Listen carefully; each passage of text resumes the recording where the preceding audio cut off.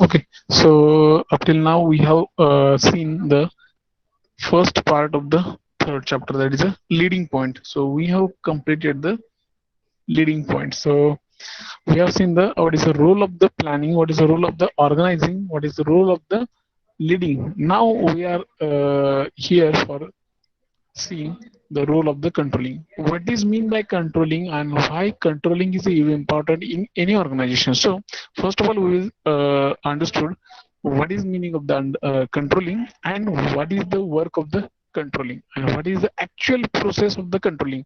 What parameters we are going to see in this controlling point. Okay, so first of all, we will see the controlling.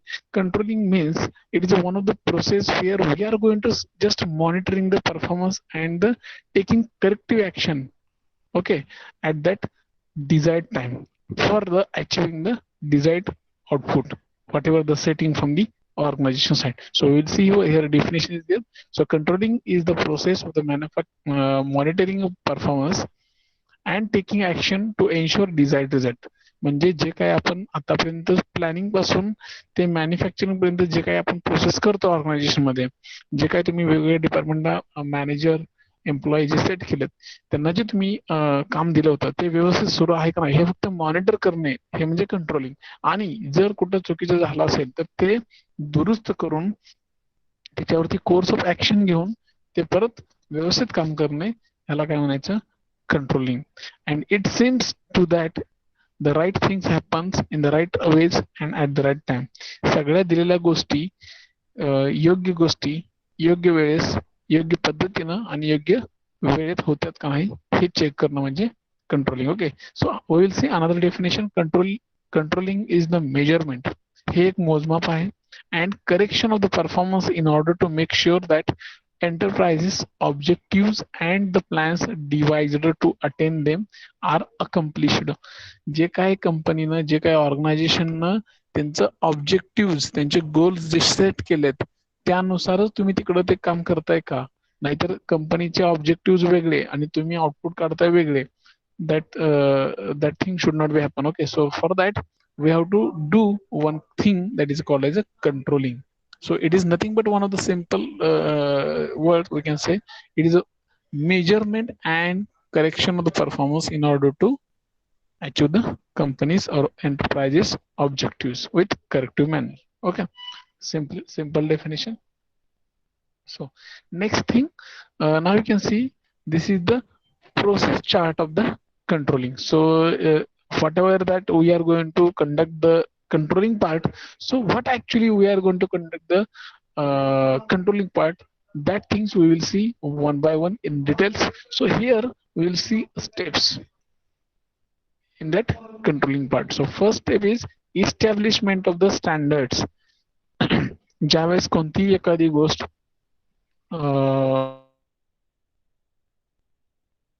our controlling is nothing but one and taking corrective action. Okay, so according to that controlling definition, we are setting some processes during this taking controlling over our organization objectives, organizational process. So in that we are going to make one first important steps, that is the establishment of the standards. Before going to take any measurement, we have to take some do one standard standard part. So we can just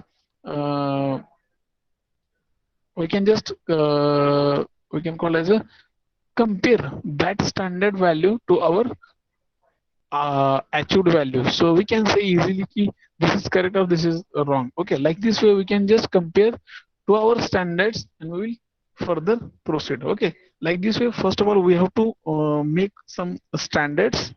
In that standards there are again two types, quantitative and qualitative standards. Okay, in terms of the numbers and quality. So we have to again make two types standards, make standards. One is a qualitative and second is a quantitative. Then the second step is measurement of the performance. So again, second we have to measure the performance each and every department, each and every workstation machine. If they are working correctly, then no problem, we can carry forward. If there is something going to a wrong thing, so we can just take some corrective action and then we'll go for the again input value. Then comparison of the performance, again whatever we have setting the standards, again we have to compare with that standard value or achieved value, and then we have to compare that value. Okay. Then analysis of the deviation. If you will got some deviation, suppose whatever we have set standard value is 100 and we will achieve the 95. So whatever that 5 deviation is there, why that 5 deviation is come to picture? So we have to try to analyze that deviation and we try to minimize that deviation values with our mechanism. Okay. And for that mechanism, we will take some corrective action according to that deviation, and we will try to minimize that deviation values. Okay, so these are the some processes of the control. This is the basic chart of the controlling. We can say just very important steps in controlling in every organization. So before moving towards this controlling techniques, we will see in details with this process of the controlling within short video.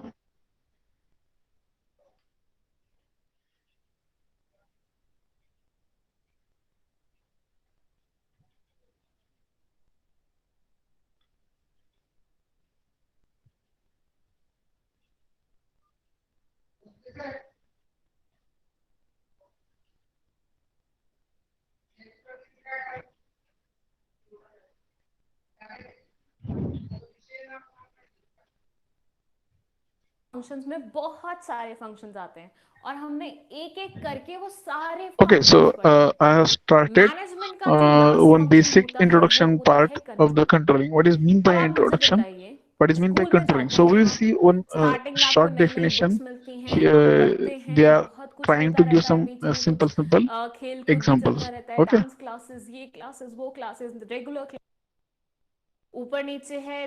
देखेंगे ना कि हमने जो इतनी मेहनत की है, अलग कंट्रोलिंग क्या करती है, कंट्रोलिंग आपको एक चांस देती है कि आप पता लगा पाए कि आपने जो सोचा था और आपने जो अचीव किया है, क्या वो सिमिलर है या उनमें फर्क है, या उनमें क्या है, फर्क है। अगर बहुत ज्यादा फर्क है तो हम उसे कैसे ठीक कर सकते हैं, वो भी आपको कंट्रोलिंग ही बताएगी। तो इसमें हम बोल सकते हैं कंट्रोलिंग का मतलब है नजर रखना, मॉनिटरिंग करना, सर्विलेंस करना, ये देखना कि भैया आपने जो प्लान किया था क्या आपने अचीव किया है या नहीं किया है। अब एक बहुत ही बेसिक एग्जांपल हम लेते हैं और उसकी मदद से हम समझेंगे कि controlling Now you exactly can क्या see होती है। they are trying to give जी, one example. Just see carefully. Okay, ये and एक listen स्टूडेंट carefully. है, फर्स्ट से हम इसको नाम देते हैं शुभम।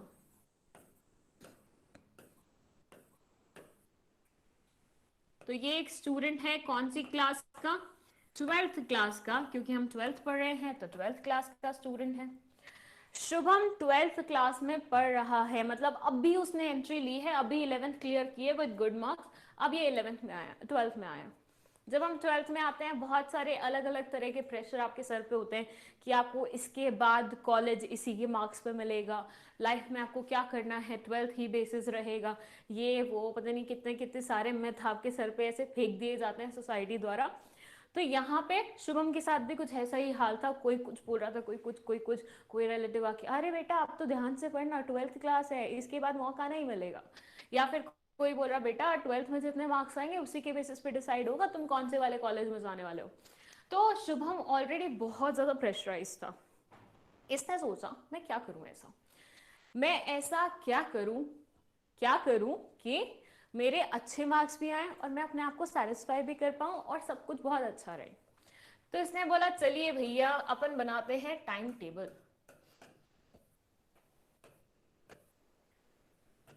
किस चीज का टाइम टेबल, इस चीज का टाइम टेबल कि मुझे किस टाइम पे कैसे पढ़ाई करनी है।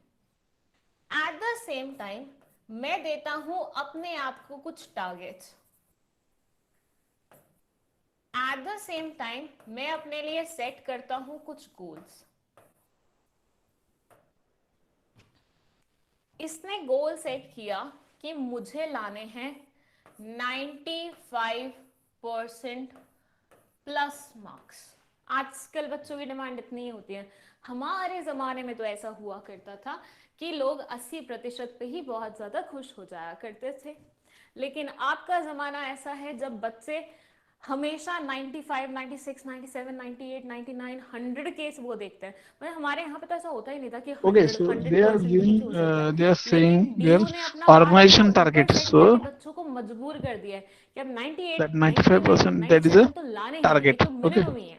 मतलब ऐसे बोलो कि तो आजकल एवरेज वाला हो गया, क्योंकि आई हैव सीन लास्ट कुछ इयर्स में डीयू ने ऐसे बच्चों को भी एडमिट की नहीं किया जिनके 96% आए थे। सोच के देख लिए 96 कितने बड़ा अमाउंट होता है, और उन बच्चों को भी डीयू में एडमिशन नहीं मिला था क्योंकि उनका cut off 97, 98, 99 point something something ऐसे गया था। तो ऐसे में आपको उसमें एडमिशन चाहिए, डीयू में एडमिशन चाहिए, दिल्ली यूनिवर्सिटी में एडमिशन चाहिए, तो आपको उतना देना पड़ेगा अपनी तरफ से, राइट। सो यहाँ पे इसने सोचा 95 प्लस तो चाहिए ही चाहिए। अगर डीयू नहीं मिला तो उससे जो सेकंड बेस्ट होगा वहां पे मैं जाऊंगा। चलिए, ये इसने गोल सेट कर लिया, इसने टारगेट सेट किए कि मुझे ऐसे ऐसे पढ़ना है, इतने इतने सब्जेक्ट कवर करने हैं एक एक दिन में, और मेरा टाइम टेबल इतना ऐसा रहेगा कि 3 महीने में मेरा पूरा सिलेबस कंप्लीट हो जाए। ये तीनों चीजें इसने डिसाइड कर ली। अब देखिए 12th में ना झटके आराम आराम से मिलते हैं, ये नहीं कि डायरेक्टली बोर्ड हो जाते हैं। पहले आता है यूनिट टेस्ट, फिर आते हैं हाफ ईयरली, फिर आते हैं दोबारा से यूनिट टेस्ट या सीसी जो जो बोलते हैं उसको, फिर आते हैं आपके प्री बोर्ड जिसमें आपको एग्जैक्ट फील दिया जाता है कि बेटा अब तुम्हें बोर्ड कैसे फेस करने हैं। प्री बोर्ड एक ऐसा चीज होता है जिससे आप समझ सकते हैं कि बोर्ड में आपको क्या प्रेशर झेलने को मिलेगा, किस प्रकार से एग्जाम्स आते हैं, किस प्रकार से आपको बिहेव करना पड़ेगा। मतलब बिल्कुल ऐसे एक रेप्लिका बना दिया गया है बोर्ड्स का, ताकि आप घर स्कूल में ही रह के थोड़ा सा यूज टू हो जाए उस एनवायरमेंट के। तो चलिए, प्री बोर्ड्स में अभी तक इसका रिजल्ट ठीक ठाक चल रहा था, बट इसने कभी इतनी हार्डकोर वाली वो नहीं की थी एनालिसिस। लेकिन जैसे ही प्री बोर्ड्स हुए, जैसे ही प्री बोर्ड्स हुए, तो इसने बोला कि अगर मैं प्री बोर्ड्स अच्छे से देता हूं, मतलब फुल डेडिकेशन के साथ जितना मैं बोर्ड्स देने वाला हूं, तो फिर मेरे को पता चल जाएगा कि मैं कितने पानी में हूं। तो इसने प्री बोर्ड्स में अपनी पूरी जान लगा दी, जैसे हम बोर्ड्स में लगाते हैं ना, इसने प्री बोर्ड्स में लगा दी। इसने जब प्री बोर्ड्स में जान लगाई तो इसके आए 80%। ऐसे मानिएगा इसने अपना 100% दिया, 100 का भी 200% दिया है। खाना बंद, सोना बंद, दोस्तों के साथ खेलना बंद, दोस्तों के साथ पार्टी में जाना बंद, घर वालों के साथ शादियों पे जाना बंद, सब बंद कर दिया, सिर्फ और सिर्फ पढ़ाई कर रहा था। कितने प्रतिशत आए, कितने परसेंट आए, 80%। सोचे कितने थे, 95। और इसने बिल्कुल बकायदा ये देखा कि भैया मेरे को बिल्कुल बोझ की तरह देना है। तो अब यहाँ पे एक्सपेक्टेड क्या है, प्लान क्या है, और एक्चुअल क्या है, देख रहे हैं।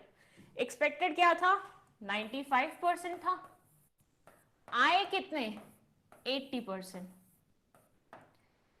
अब आप मुझे बताइए कि इसको इतनी बात तो समझ आ गई होगी कि मैं कहीं गलत जा रहा हूं। वो बात उसको कहां से समझ में आई होगी, उसको यहां से समझ में आई होगी कि मेरी प्लानिंग कितनी थी, मैंने गोल कितना सेट किया था, मैंने अचीव कितना किया है। कितना डिफरेंस है, 15% का डिफरेंस है। मतलब काफी वास्ट डिफरेंस है। ऐसे होता ना 93, 94, तो वो उतना ज्यादा फोकस नहीं करता।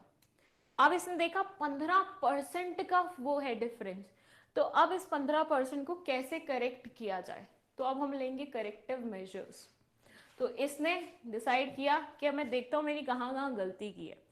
इसने गलतियां की ऐसे कि इसने बाकी सारी चीजें छोड़ दी। बहुत सारे क्वेश्चंस ऐसे आ गए थे जो कि आपके आसपास के एनवायरनमेंट को अगर आप ऑब्जर्व करते हैं तो वहां से आंसर हो जाए, तो इसने उस चीज पे फोकस ही नहीं किया था क्योंकि बुक्स में डूबा हुआ था।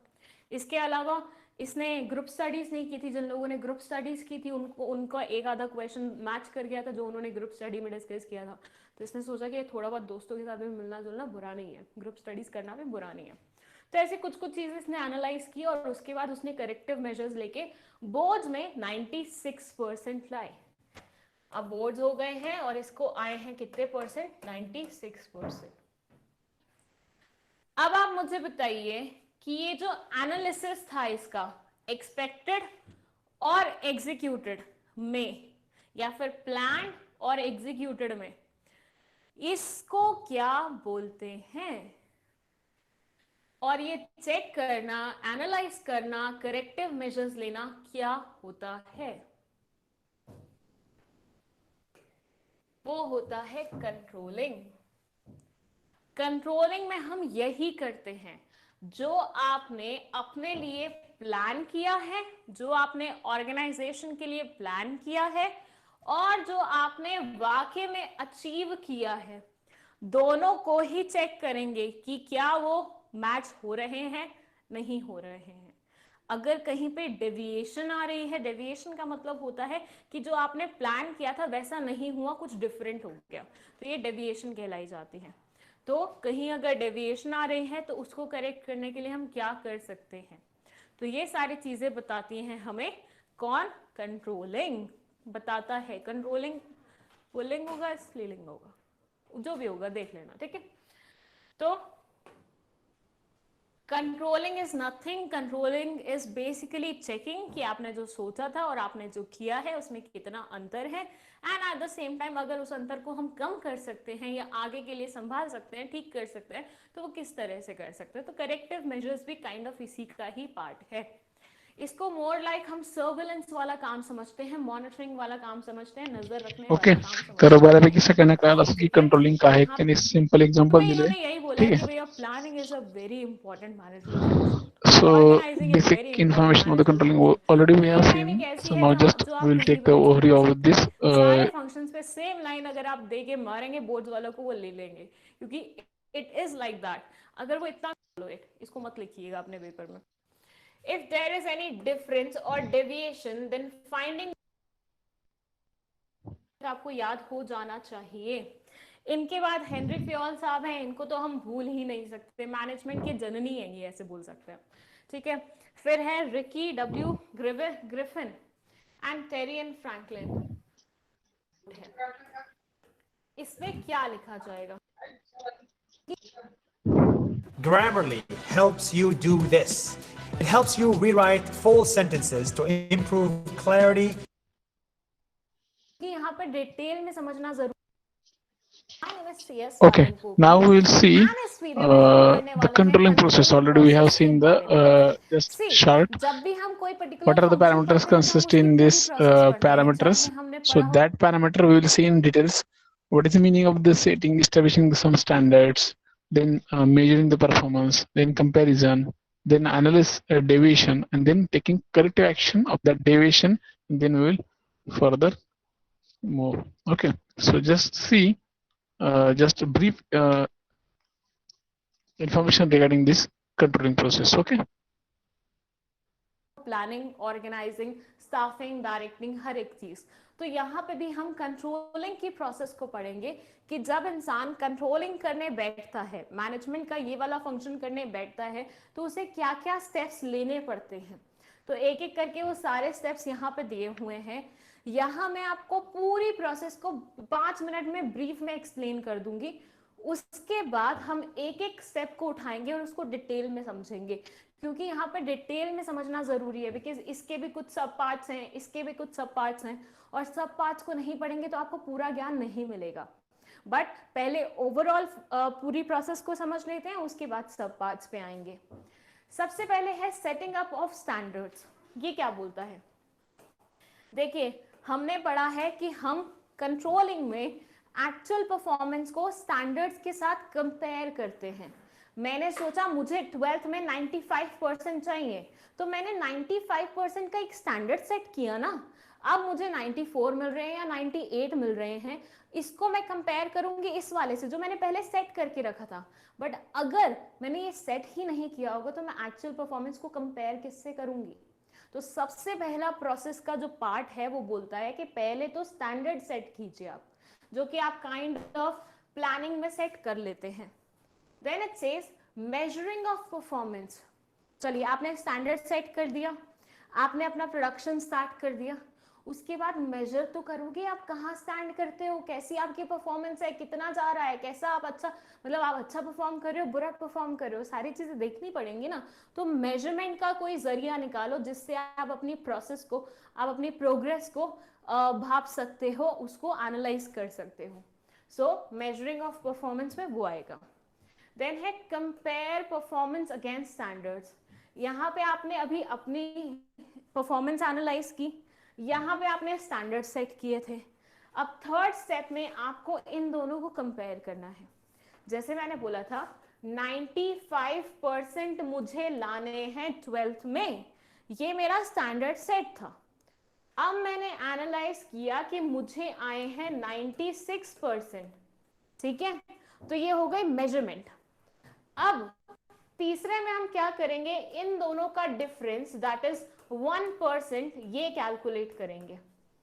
इन दोनों का डिफरेंस जो होगा वो कैलकुलेट करेंगे। So compare performance against standards, compare performance against standards. एक बार हमने दोनों का डिफरेंस फाइंड कर लिया, फिर उसके बाद हम एनालाइज करेंगे डेविएशन को। हम देखेंगे भैया कितना डिफरेंस आ रहा है, क्या ये डिफरेंस बहुत ज्यादा है या बहुत कम है, क्या ये डिफरेंस पॉजिटिव वे में है या नेगेटिव वे में है। अब ये पॉजिटिव नेगेटिव क्या होता है, तो जब हम डेविएशन पढ़ रहे होंगे तो हम पढ़ेंगे there is positive deviation, there is negative deviation. तो वो सारी डिटेल में हम पढ़ने वाले हैं आगे वीडियो में। बट फिलहाल यहाँ पे हम देखते हैं, ये बोलते हैं कि एक बार आपने डिफरेंस फाइंड कर लिया तो आप देखिए कि क्या ये डिफरेंस बहुत बड़ा है या बहुत छोटा सा है, क्या इसके लिए हमें करेक्टिव मेजर्स लेने की जरूरत है या नहीं है। तो ये सारी चीजें आपको थोड़ा सा ध्यान में रखनी पड़ेंगी। And then taking corrective measures. मान लीजिए डिफरेंस आ रहा होता 18% का, मतलब मैंने सोचा होता 95, लेकिन 18 माइनस करके जो भी फिगर आता है उतने मेरे एक्चुअली आए हैं। तो 18% का अगर डिफरेंस आ रहा है दैट मींस ये ह्यूज डिफरेंस है, मुझे कहीं ना कहीं और मेहनत करने की जरूरत पड़ेगी, मुझे कहीं ना कहीं और करेक्टिव मेजर्स लेने की जरूरत पड़ेगी। तो बस यहाँ वाले स्टेप में हम ले लेंगे करेक्टिव मेजर्स को। एंड देन आता है हमारा फीडबैक। देखिए कम्युनिकेशन हो या जो मर्जी हो, एंड हमेशा फीडबैक से ही होगा। तो फीडबैक लेंगे यहाँ पे करेक्टिव मेजर्स लेने के बाद, और उसके बाद साइकिल फिर से शुरू हो जाएगी नेक्स्ट कंट्रोलिंग की, क्योंकि उस फीडबैक के बेसिस पे हम आगे के प्लान्स बनाएंगे, आगे के स्टैंडर्ड सेट करेंगे, आगे के स्टैंडर्ड सेट होंगे, फिर हम परफॉर्मेंस देंगे, फिर हम उनका कंपैरिजन करेंगे, फिर हम डेविएशन को मेजर करेंगे, एनालाइज करेंगे, फिर हम करेक्टिव मेजर्स लेंगे, और फिर से हम फीडबैक पे चले जाएंगे। तो it's a never ending cycle, ये हमेशा यूं यूं यूं यूं चलती रहती है। सो सबसे पहले स्टैंडर्ड सेट कीजिए कि आपको अचीव क्या करना है ऑर्गेनाइजेशन के पर्सपेक्टिव से। उसके बाद आप अपनी एक्चुअल परफॉर्मेंस को मेजर कीजिए, क्वांटिटी वे में मेजर कीजिए, दोनों को कंपेयर कीजिए, डेविएशंस को फाइंड कीजिए और एनालाइज भी कीजिए। यहाँ पे देखिए डेविएशन कहीं ना कहीं इस वाले में आप फाइंड कर पाएंगे, ठीक है, लेकिन यहाँ पे आपको ये समझ में आएगा कि वो डेविएशन किस कारण की वजह से हो रही है, क्या वो बहुत बड़ी हैं या बहुत छोटी हैं, कैसी हैं कैसी नहीं है। एंड देन उसके बाद आप करेक्टिव मेजर्स लेंगे, जिससे आपको अगर लगता है कि कहीं पे आपको करेक्शन करनी है वो पूरी हो जाएगी, और फिर फीडबैक देके जैसे कि आई सेड कि it's a never ending process, तो वो बढ़ती जाएगी बढ़ती जाएगी। सो ये है ब्रीफ में आपकी कंट्रोलिंग प्रोसेस। बट क्या ये टॉपिक यहीं पे खत्म हो जाता है? The answer is no. क्यों? क्योंकि स्टैंडर्ड चलिए आपने फिर भी सेट कर लिए, आपको ये तो पता लगाना पड़ेगा कि आप अपने परफॉर्मेंस को किस तरह से मेजर करोगे, कौन कौन से ऑप्शन अवेलेबल होते हैं, फिर उसके बाद डेविएशंस को कैसे आप फाइंड करेंगे, कंपैरिजन आप कैसे करेंगे, कंपैरिजन के क्या क्या तरीके अवेलेबल हैं, किसके क्या प्लस पॉइंट है, किसके क्या माइनस पॉइंट है। And then as I said deviation फिर होती हैं दो तरह की, पॉजिटिव और नेगेटिव। आप वो फाइंड करेंगे कि आपकी डेविएशन किस नेचर की है, वेदर इट्स पॉजिटिव और नेगेटिव, और फिर आपको पता चलेगा कि करेक्टिव मेजर्स लेने की जरूरत है। और करेक्टिव मेजर लेने की जरूरत है तो उसमें भी बहुत सारे मेजर्स हैं, आपको देखना पड़ेगा कि आपको कौन सा वाला मेजर अपने ऊपर अप्लाई करना है। सो चलिए डिटेल में डिस्कस कर लेते हैं हम हमारे फर्स्ट पॉइंट से शुरू करते हैं, that is setting up of target standards. जब कोई इंडिया खेलेगा ना तब बात बनेगी। क्या रिंचन और उसके प्लेयर्स की मेहनत रंग लाएगी? Facebook. Okay, setting up of target और स्टैंडर्ड्स में क्या बोलते हैं, देखिए एक एक करके एग्जाम्पल की मदद से हम ये पूरे पॉइंट्स को समझेंगे, बट पहले हम एक्सप्लेनेशन पढ़ लेते हैं। दे से स्टैंडर्ड्स मीन्स टारगेट्स और the yardstick against which the actual performance is measured.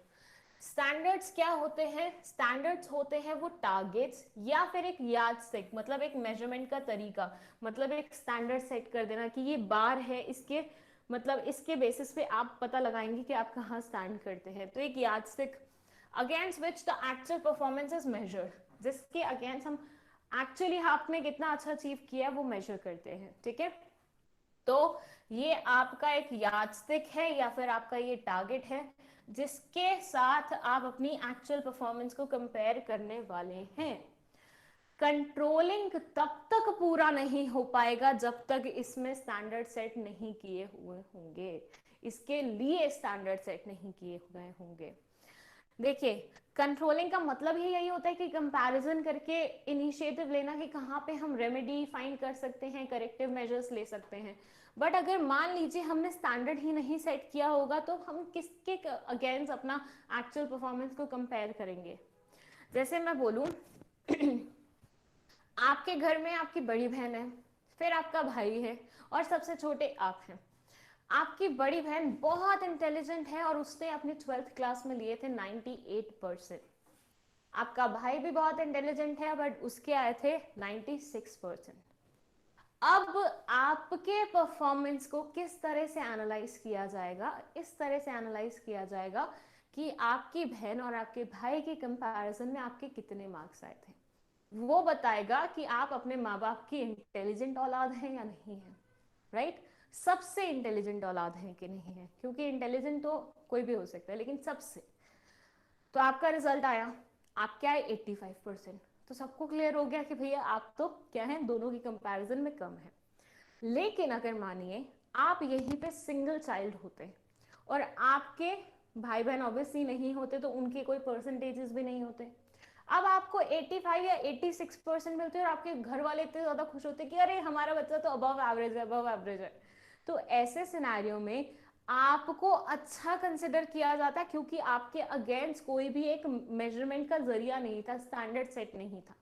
जबकि दूसरे वाले इंस्टेंस में आपके भाई बहन के जो मार्क्स थे वो स्टैंडर्ड्स थे जो सेट किए गए थे आपकी फैमिली द्वारा, और आपको उन स्टैंडर्ड्स पे खरे उतरना था, उसके आगे पहुंचना था, और आपकी परफॉर्मेंस को उसी की कंपैरिजन में हम देखते ले। तो ये बोलते हैं कि कंट्रोलिंग करनी है तो आपको स्टैंडर्ड सेट करने ही पड़ेंगे और उसके अगेंस्ट आप अपनी एक्चुअल परफॉर्मेंस को मेजर करेंगे। Then it says the standards became basis for comparison at the manager and the manager insists in following of the standards. The standards must be achievable, high and or very high standards that cannot be achieved are of no use. अच्छा बहुत अच्छी line लिखी है इन्होंने यहाँ पे। मैं बोलती हूँ एक स्टूडेंट है, मैं नहीं बोलूँगी कि आप हैं या कोई और है, बट एक स्टूडेंट है, ठीक है, उसके आए हैं 40% मार्क्स। उसके ऑन एन एवरेज हमेशा 40% ही आते रहते हैं, ठीक है, हमेशा उसके कितने ही आते रहते हैं? 40% ही आते रहते हैं।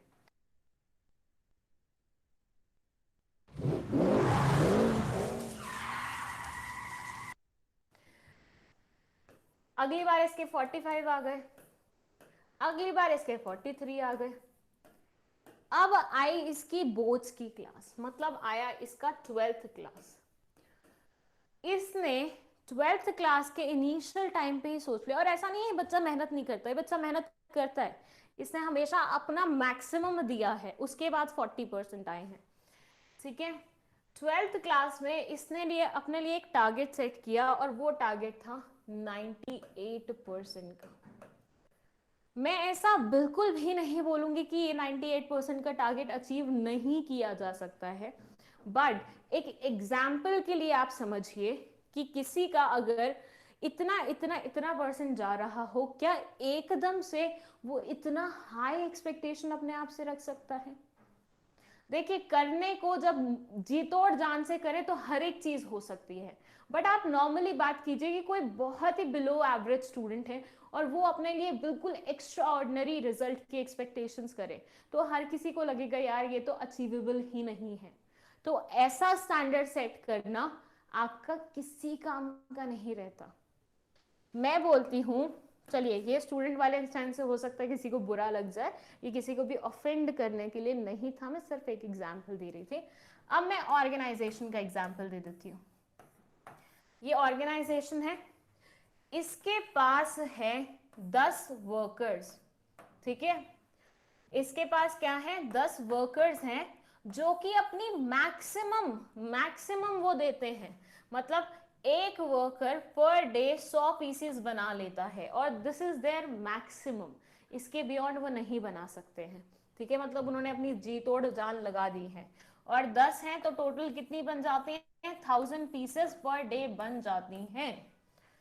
10 वर्कर्स थे, 100 पीस एक वर्कर बनाता है, तो 10 वर्कर कितने पीस बनाएंगे, इतना मैथ्स मुझे भी आता है, आपको भी आता होगा। सो वो बनाएंगे कितने, 1000 पीसेस। अब मैनेजमेंट ने डिसाइड किया कि हम per day same worker strength के साथ 5000 पीसेस एक्सपेक्ट करते हैं। सेम वर्कर स्ट्रेंथ के साथ, यहां पे फोकस कीजिएगा इस वर्ड पे। क्यों, क्योंकि ये वर्कर्स इंक्रीज नहीं कर रहे हैं, ये सेम वर्कर्स रख रहे हैं, लेकिन now they are expecting 5000 pieces per day. इनकी कैपेसिटी कितनी थी, 1000 पीसेस की। अब वहीं पे एक वर्कर को ऐसे मानिए 500 पीस बनाने पड़ेंगे जहां पे वो 100 बना रहा था। आप मुझे बताइए क्या ये फिजिबल है, क्या ये वायबल है, क्या ये अचीवेबल है। मतलब वो अपना पूरा दिन भी लगा दे तो भी 100 से 150 से ज्यादा पीसेस नहीं बन पाए। ए कार्तिक, मोने यही पे अगर हम टारगेट 1200 रखते तो शायद फिर भी वो अचीव हो सकता था, लेकिन 1000 से सीधा 5000, लाइक सीरियसली। तो ऐसे सिनेरियो में 5000 का टारगेट सेट करना it's of no use, because you know कि इतना अचीव कोई कर ही नहीं पाएगा। या तो आप वर्कर्स बढ़ा दीजिए या अपने टारगेट्स नीचे ले आइए। तो ये बोलते हैं जब भी आप अपने स्टैंडर्ड सेट कर रहे होते हैं, प्लीज इंश्योर कि आपके स्टैंडर्ड्स एक पर्टिकुलर ऐसे बार पे होने चाहिए जो अचीव कर सकते हो, अदरवाइज वो किसी काम के नहीं रहेंगे। अब आप यहाँ पे अगर 1200 की परफॉर्मेंस करके दिखाएंगे और 5000 का आपका स्टैंडर्ड सेट था, तो ऐसे लगेगा कि भैया कितनी बड़ी डेविएशन है, मतलब कुछ तो बहुत बड़ा करना पड़ेगा इस चीज को ठीक करने के लिए, विच इज नॉट राइट। सो हमेशा स्टैंडर्ड्स ऐसे रखिए जो कि अचीवेबल हो, हाई स्टैंडर्ड्स का कोई मतलब नहीं बनता है। स्टैंडर्ड्स मस्ट बी, अच्छा हाँ, यहाँ पे हो सकता है कुछ स्टूडेंट्स बोले कि मैम टारगेट तो हमेशा बड़े रखने चाहिए ना, तो बेटा बिल्कुल टारगेट्स बड़े रखने चाहिए। अगर कोई स्टूडेंट नॉर्मली 80% लाता है, 70% लाता है, तो 75 85 का टारगेट रख सकता है, मैक्स टू मैक्स 90% का टारगेट रख सकता है। लेकिन 120 का टारगेट रख रहे हैं, वो बहुत ज्यादा हाई हो जाता है। तो टारगेट्स हमेशा हाई होने चाहिए। जैसे कि आई सेड 1000 ये नॉर्मली बना लेते हैं, तो आप टारगेट 1200 को सेट कर दो, ये थोड़ा फिर भी ढंग का दिखता है। और 1000 से 5000 पे जाना is seriously not done. Standards must be set up keeping in mind the resources of the organization as far as possible. The standards must be set in numerical or measurable terms. ये बोलते हैं कि organisation के सारे resources को ध्यान में रखते हुए आपको स्टैंडर्ड सेट करने चाहिए, and at the same time आपके स्टैंडर्ड्स कोशिश कीजिए न्यूमेरिकल या फिर मेजरेबल टर्म्स में होने चाहिए। जैसे कि मैंने एग्जांपल दिया 1000, 2000, 1200, 5000, 200, 400, 800, 98%, 95%, ये क्या मेजरेबल है, इनको मेजर किया जा सकता है। बट मैं बोलूँ बहुत अच्छे होने चाहिए, बहुत बेकार होने चाहिए, अबव एवरेज होने चाहिए, बिलो एवरेज होने चाहिए। अब ये मेजरमेंट का तरीका क्या हुआ भैया, इसमें अच्छा तो कोई भी किसी के भी अकॉर्डिंग कैसा भी हो सकता है, दैट्स अ सब्जेक्टिव टर्म। तो मेजरेबल रखो, ऐसा करो, ठीक है। Then for example standard sale 20 lakh per annum, ये क्या है, मेजरेबल है। स्टैंडर्ड प्रॉफिट 4 लाख मेजरेबल है, रिडक्शन इन कॉस्ट 5% मेजरेबल है, ठीक है। तो ऐसे होने चाहिए आपके स्टैंडर्ड्स। देन दे से setting up of the standards, some examples of standards used in functional areas। यहाँ पे functional area की बात हो रही है जो functions पे based होते हैं। तो प्रोडक्शन फंक्शन का ये टारगेट होना चाहिए, target production of 10,000 units per month, एक महीने में आपको 10,000 यूनिट्स बनानी है, मेजरेबल है। Standard cost per unit is 10%, reduction in wastage of resources by 5%। अगर कोई सीधा लिख दे रिडक्शन करो वेस्टेज में, ठीक है, रिडक्शन करो वेस्टेज में, तो कितनी करो, कैसे करो, वो साथ में बताना पड़ेगा। जैसे इन्होंने बकायदा यहाँ पे लिखा है कि 5% की रिडक्शन होनी चाहिए, तो वो आपको एक टारगेट मिल गया है, तो आप 5%। देखो मैं तुम्हें बोलूं तुम्हें अच्छे मार्क्स लाने हैं, ऑन द अदर साइड मैं तुम्हें बोलूं तुम्हें 90% लाना है, तुम बताओ ज्यादा जोश तुम्हारा किस तरफ जाएगा। अच्छे मार्क्स तो कुछ भी हो सकते हैं, as I said it's a subjective thing. कोई 80 पे बोलते हैं मेरे को अच्छे मार्क्स मिल गए, कोई 60 पे खुश हो जाता है मुझे अच्छे मार्क्स मिल गए, और कोई 98 पे भी खुश नहीं होता कि मुझे अच्छे मार्क्स नहीं मिले। But when I am giving you a fix target, एक ऐसा वो कि 90% मुझे इस दिन में 2 चैप्टर कंप्लीट करने हैं, और दूसरे हैंड पे तुम अपने आप को यही टारगेट दे रहे हो कि मुझे अच्छे से पढ़ाई करनी है, मुझे कुछ मेजर करके दिखाना है, मुझे 4,000 यूनिट्स अचीव करने हैं। आप बताइए, आप खुद ही रियलाइज करेंगे कि आपका मोरल किस में ज्यादा बूस्ट हो रहा है, इधर वाले में या इधर वाले में। सो हमेशा जो स्टैंडर्ड्स हैं वो मेजरेबल क्वांटिटी में होने चाहिए। देन अभी जैसे फंक्शनल में हमने पढ़ा है, वैसे मार्केटिंग फंक्शन में भी सुन लीजिए। Target sale of 1 lakh units per month, increase in markets here by 10%, share in by 10% in 1 quarter, in case increase in advertisement cost by 10%, increase in expenditure of after sales service by 10%। तो हर एक चीज में आप इस particular figure पे नजर डालिए, क्योंकि ये फिगर आपको एक फिक्स टारगेट दे रही है। सो ये था हमारा सेटिंग ऑफ स्टैंडर्ड्स। Now